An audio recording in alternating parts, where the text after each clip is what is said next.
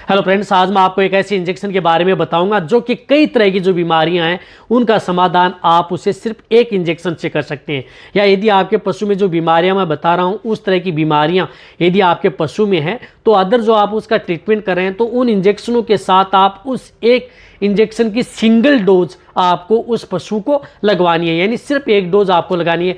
कौन सा इंजेक्शन आता है, उसकी कितनी डोज देनी चाहिए, कहाँ पर लगाना चाहिए, किस रूट से लगाना चाहिए, आज की वीडियो के अंदर आपको पूरी डिटेल से बताया जाएगा। चैनल पर नए आए हैं, पहली बार जुड़े हैं तो इस चैनल को आप सब्सक्राइब करें, साथ में बेल आइकन ऑल वाला ऑप्शन में। आपको पता है कि चैनल पर भी सही सटीक और साइंटिफिक मेथड से आपको जानकारी दी जाती है, तो इस चैनल की वीडियो भी आप जितना हो सकता है पशुपालक हैं उनके साथ शेयर जरूर करें। यदि आपके पशु में एनीमिया की शिकायत हो जाती है, ब्लड में आरबीसी हीमोग्लोबिन की मात्रा डाउन हो गई, तो वहाँ पर यदि आप अदर दे रहे हैं तो उस इंजेक्शन का उपयोग कर सकते हैं। इसी तरह से यदि पशु में जिस प्रकार से एनीमिया की वजह से कई बार यदि पशु में जिस प्रकार से प्रोटोजोआ जनित रोग हो गए, बेबीएसियोसिस, अदर जो रोग हैं उसकी वजह से भी पशु में ब्लड में आरबीसी की मात्रा डाउन हो जाती है, तो वहाँ पर भी आप इस इंजेक्शन का उपयोग करवा सकते हैं। इसी तरह से यदि पशु जैसे क्रोनिक स्टेज में यानी लंबे समय से यदि आपका पशु डायरिया कर रहा है, यानी कई दिन हो गए आपका पशु का डायरिया नहीं रुक पा रहा है, तो उस स्थिति में भी आप उस इंजेक्शन की एक सिंगल डोज उस पशु को लगा सकते हैं। इसी तरह से यदि पशु में जिस प्रकार से मिल्क है, फैट है, एसएनएफ यानी पशु में दूध की मात्रा डाउन हो गई, फैट डाउन आती जा रही है, एसएनएफ डाउन होता जा रहा है, तो वहाँ पर भी आप उस इंजेक्शन का उपयोग कर सकते हैं।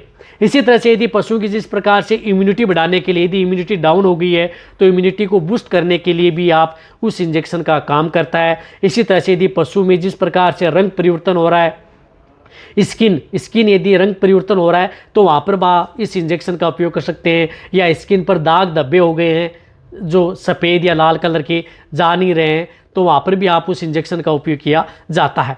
इसी तरह से यदि पशु में जिस प्रकार से इनफर्टिलिटी, बांझपन की शिकायत है, पशु हीट में नहीं आ पा रहा है, पशु की हीट में लाने के लिए या बांझपन को दूर करने के लिए भी उस तरह के इंजेक्शन का उपयोग किया जाता है।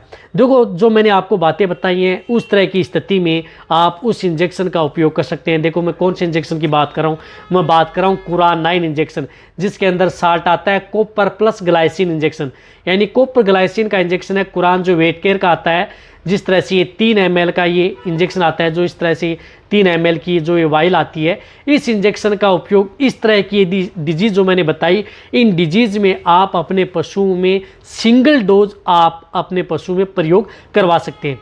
जिस तरह से जो गाय भैंस हैं, अडल्ट हैं, बड़े हैं पशु हैं, उनमें आपको ये 3 ml ओनली ऑन सबकट, यानी सबकट ये इंजेक्शन लगाना है। सबकट भी कहाँ, त्वचा में जो ब्रिस्किट है, जो यदि आपके पशु में जो आगे वाले जो दोनों पैर हैं उनके बीच के भाग जो लटका रहता है, वहाँ पर आपको सबकट ये इंजेक्शन उस स्थिति में आपको ये लगाना है।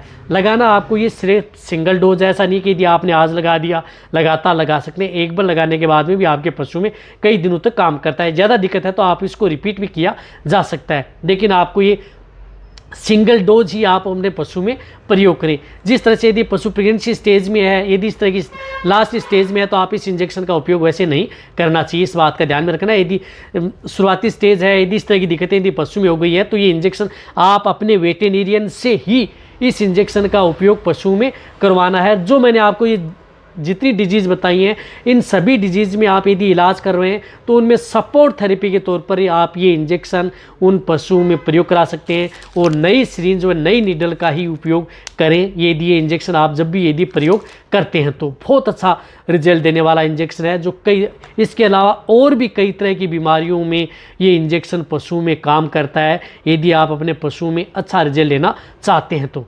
अब आप अच्छी तरह समझ गए होंगे, तो ये वीडियो जितना हो सकता है पशुपालक वेटेरियन उनके साथ शेयर करें। इसी तरह की नॉलेज भरी वीडियो आपको चैनल पर ऐसे लाता रहूँगा। इसी तरह से आप मेरी वीडियो देखते रहें। थैंक्स, धन्यवाद।